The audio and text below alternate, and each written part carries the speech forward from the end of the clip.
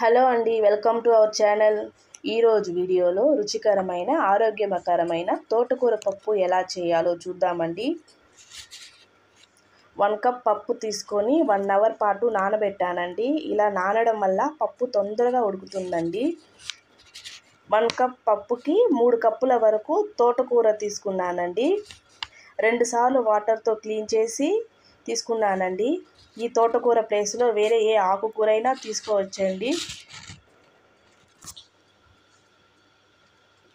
2 medium size టమాటాలండి, సన్నగా cut చేసి వేసుకున్నాను.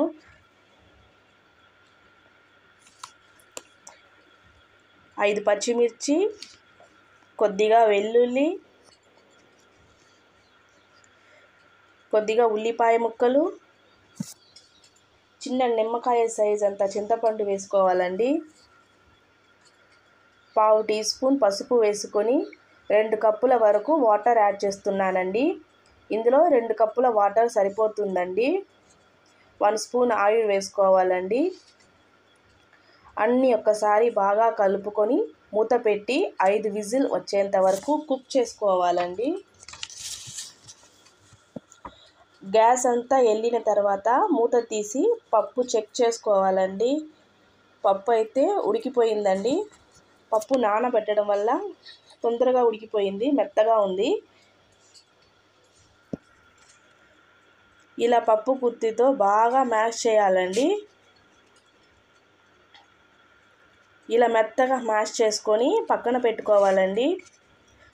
స్టవ్ మీద గిన్నె పెట్టి గిన్నె వేడయ్యాక 2 స్పూన్ల ఆయిల్, 1/2 టీ స్పూన్ ఆవాలు, 1/2 టీ స్పూన్ జీలకర్ర, కొద్దిగా ఇంగువ, 2 ఎండుమిర్చి, 1/2 కప్ సన్నగా తరిగిన ఉల్లిపాయలు, కొద్దిగా కరివేపాకు వేసుకొని బ్రౌన్గా అయ్యేంత వరకు బాగా ఫ్రై చేసుకోవాలండి.